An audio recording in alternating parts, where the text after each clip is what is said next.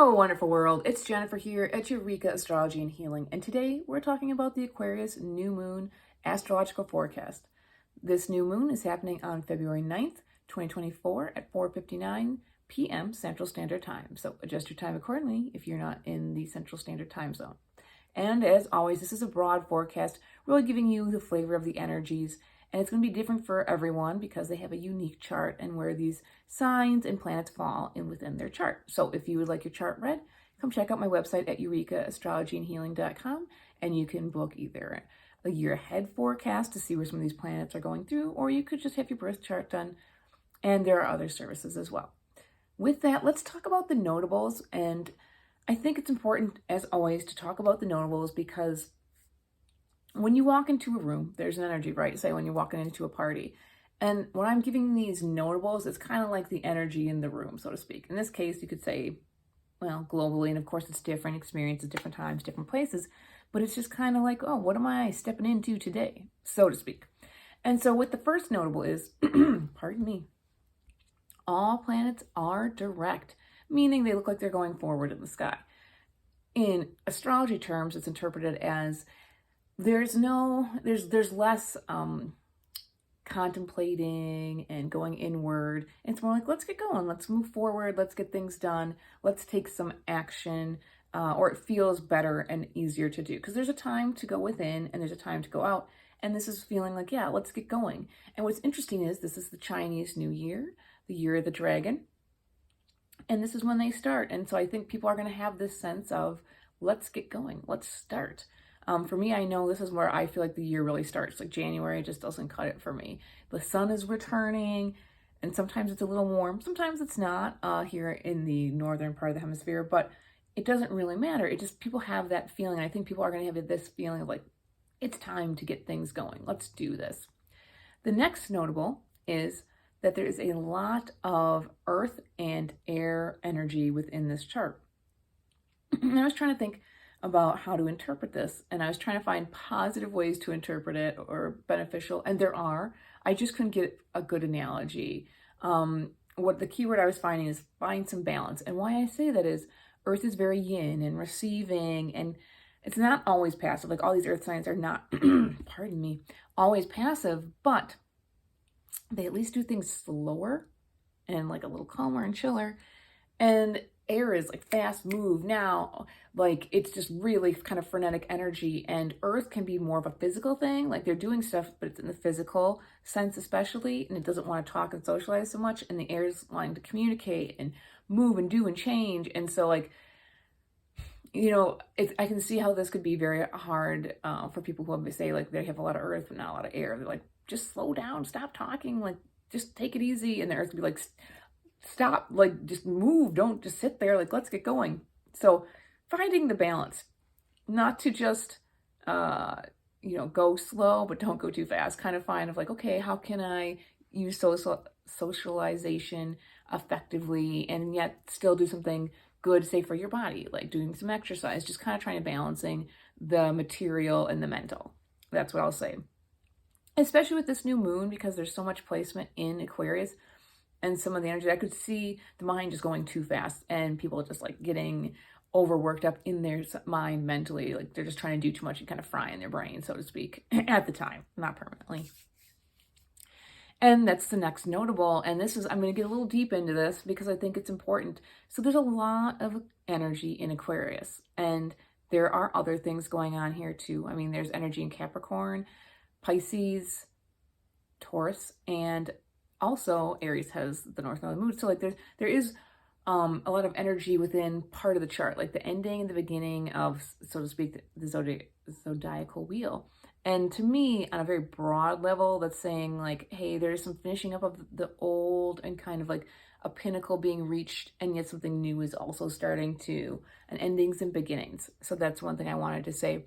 But coming back into Aquarius, so there's 4 planets in there. The sun and the moon. The moon will move out quickly, and the sun's got about 10 days at this time left in Aquarius for the year, or its year. But then there's also Mercury, which is fast moving and it'll trot on through pretty quick. But then there's Pluto, which I haven't made a video since talking about Pluto moving into Aquarius for the second time. And that's very important. And so why it is because Pluto moves very slowly, much more slowly than all those planets. And it won't, it hasn't been here for like 260 some odd years. Oh, kind of like the founding of America. So why it's important beyond that and having in its return is that this energy is slow and it's kind of really starting to bring up some things. And one of the main things that people have been talking about, because Pluto will be there for a little while this year, then go back again into Capricorn one last time for a long time, or for not for another 260 years, and then it comes back into Aquarius, and it'll stay in Aquarius for 20 years starting next year, 2026. No, 2025. Oh my gosh, years. Anyway, so point in being is, like, let's take note of what's kind of bubbling up this time as it pokes its head back into Aquarius. And as many astrologers have been talking about, and I think most of the world knows, unless their head is in the sand or they're living in the woods with no technology whatsoever, is that the technology revolution is here. The future is now, so to speak. Like, when people talk about flying cars and all the weird things that we can do, I mean, if you think about it, we can wave a card over a little screen and we just can purchase something. I mean, it looks like magic. It would look like magic to somebody 100 years ago. It's like, what are you doing? You hear a beep and then people give you things. Like, what is that? And of course, like AI and all the things that people 100 years ago would have no idea could exist. But we're well on our way, for better or for worse. And the Pluto part reminds us of that. And so, like, all these innovations are and have been percolating and brewing, and we've seen the release of certain AI and other technology, especially in the last year and a half. But there's going to be like the dark side of it, because Pluto's like, and what's interesting, if you think about Pluto, he's kind of like, he could be the captor, like the captor of Persephone. Like, where are we captive to technology? What's the dark side here? Do we need it or does it need us? I think we need it a little bit more than it needs us. And I could wax and wane on forever, but there's going to be a lot of like interesting things, and it could be for the best, but I think we should walk slowly, because Pluto's going to remind us of why it could be the worst, meaning, like, where's the toxic side of this really entanglement with technology, which seems like we can't live without it. That could be true or not. But so that's one of the things people have been talking about. So the technology is going to be kind of poking up again, and its advancement. But what I kind of took note, and I found possibly a correlation to something that's going to be a theme for the next 20 years, is the global community. And why I say this is, and I'm not going to take sides here, I'm going to try to just paint a story here, is the Israeli-Hamas war. It's not really Gaza who is at war, it's Hamas. Why I'm bringing this up is not to talk about that part of the war, or the war particularly. I'm here to talk about South Africa suing Israel for pretty much war crimes, for genocide. And so I'm going to tie it here in a second. And so they brought it up at January 26th round, give or take, and then they went to court, and it was ruled this last, like, was it the 26th of January? Like, it took a month later. So, give or take, the UN said, yeah, guess what? We find in favor of the suing, so to speak. You have 30 days to prove to us that you are not committing genocide, that you are giving humanitarian aid and being, a humanitarian pretty much in this situation. I mean, we don't have to talk about that deeply, but I mean, I think, there's all different sides to think about with that. But anyway, why I'm noting that is because on January 20th, 6 days before, Pluto moved into Aquarius. And Aquarius is not just the rebel, it's not just the inventor of the technology, it's also the humanitarian. It's also very global. It cares about the world. It wants the world to be a better place. It's not thinking small potatoes here. Oh no, it's thinking about the bigger, better. And so, like, ideally we would be using technology to make the world a better place. But in this case, I think Pluto is in Aquarius for all countries. I think we should take note, and I think it's going to continue, is that in the past, sometimes things have happened where countries do certain things to other countries or people, and it just happens, and no one calls them out on it, no other country, for different reasons. So there's no shame or blame here. Point being is, a country called out a country while it was doing something. It's like, hey, what the heck are you doing? You prove to me what you're doing is not, well, illegal, wrong, and inhumane, right? You know, you got 30 days to that. And so what's interesting is that it really, when that case came out and through, was right after that. And I think what we're going to see for the next 20 years is there's going to be global accountability. And we've been talking about that with the environment. I think this is going to be the next level, like socially, like what are we doing to each other? And hey, is someone really doing a war crime here? Like what the heck is going on? And I don't say this lightly. I mean, I am sorry for all the people who are impacted in this situation from the top to the bottom. But I wanted to bring it out because I think we need to be aware of that there's going to be a large call for accountability on a global scale, from country to country. It's starting to become, I don't want to say one world, but I feel like we're kind of going that way, almost Star Trekian. Not yet. We think we're far away from that, but it's kind of like, hey, I don't think so. And hopefully on the positive that it does come into the environment, we're like, hey, we all have to do this together. And hopefully like also in words, like, hey, how about we stop doing some of this stuff?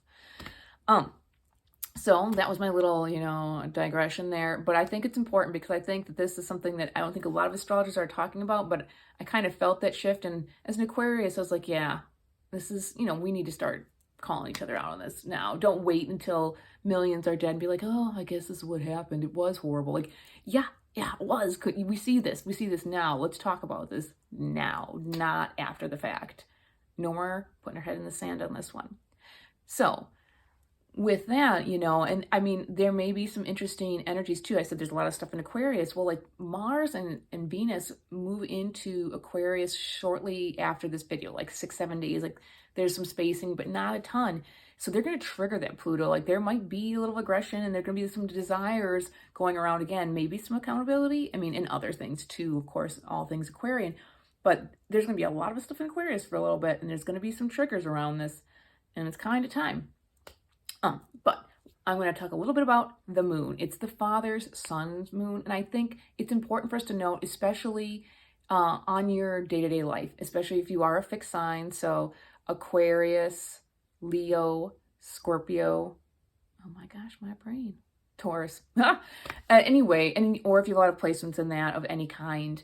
But even still, sometimes if you have nothing in those signs, but they're kind of like an open vessel waiting to get energy, depending on how your chart is, it might be getting some of this energy. But why I'm saying this is the father, son, and so, I mean, I use those terms loosely. This is from Raven Caldera's Moon Phase Astrology book. I'll try and kind of translate that because it's not just about fathers and sons. It's really about the self and authority, right? And this is a new moon. And so Aquariuses are known to be rebels and just doing what they want. But this one is a child. It's new, it's young. And this child looks to the authority figure for approval and appraisal because they feel special. They're the golden one, so to speak. They get special privileges. They're really genius. They may be a little bit detached from emotions. So at this time we might be attached from our emotions and overthinking. That's very much in the chart right now.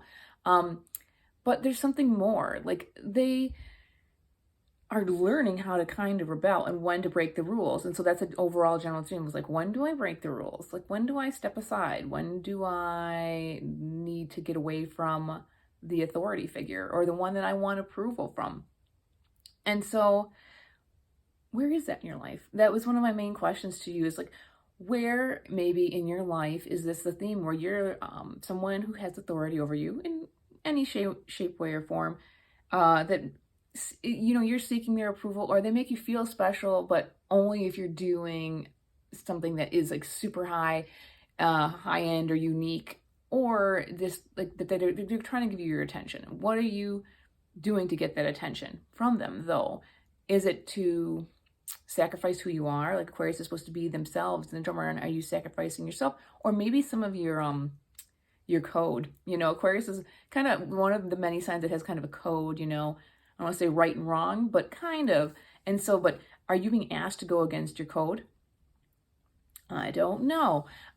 Anyway, I know I'm kind of waffling on about this, but I think it's important because I think there are people going to be feeling like they're realizing like, hey, I like this situation because I feel really good about myself, but I'm not fully me. So at this time, we might be reassessing societal rules, what this authority's rules are, and even our relationship with father or an authoritarian figure in our life, and be like, okay, like when do I need to be doing things and when do I not need to be doing things, as far as like speaking out or breaking out and being myself? Because this authoritarian figure can also be pitting you against somebody. Sometimes they'll do that to try and like raise your game, or just because they're looking to like praise somebody else, which is kind of twisted. So like, where are you being manipulated by potentially, again, another figure to, they're really trying to get something out of you, you know? And I'm not saying the father's always trying to get something out of the son, so to speak, but, you know, if the parent or this authoritarian figure like truly honored the person, they wouldn't say it has to always be my way. So that's, I think, one of the most important things we can do on this new moon is like going, okay, where is it time for me to kind of be myself and kind of push back on these norms? And there are some aspects I just wanted to quick put in because I cannot not say them, because there's a lot of harmonious aspects, which is good. Like there's a lot of Capricorn, Taurus, Pisces energy building, growing, dreaming, you know, just kind of doing all that stuff.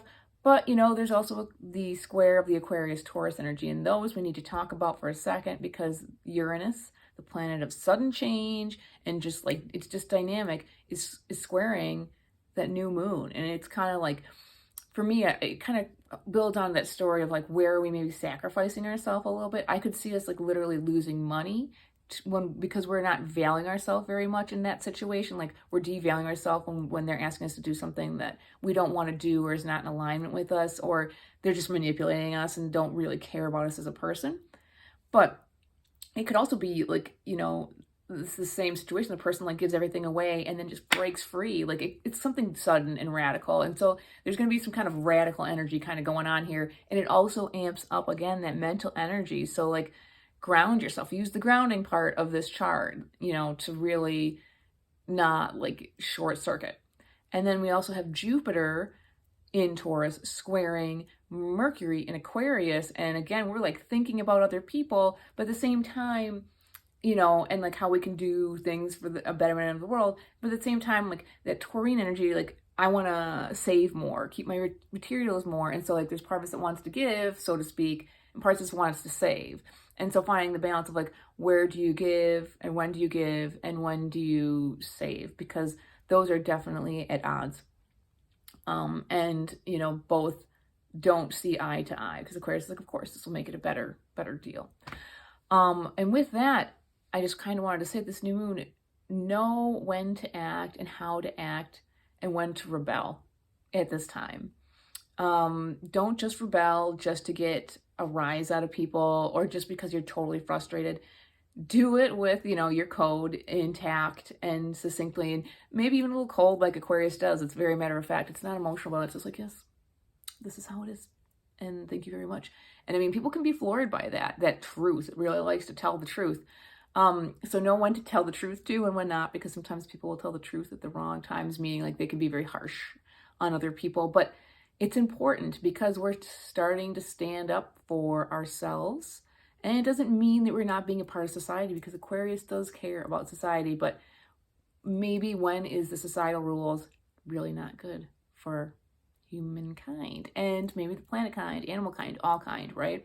Spirit kind. So with that, I know it's a lot, new moon rituals, where you can, I would say, like focusing on where you can stand up and be yourself in a very compassionate way, and to honor your uniqueness too. With that, I'm Jennifer at Eureka Astrology and Healing.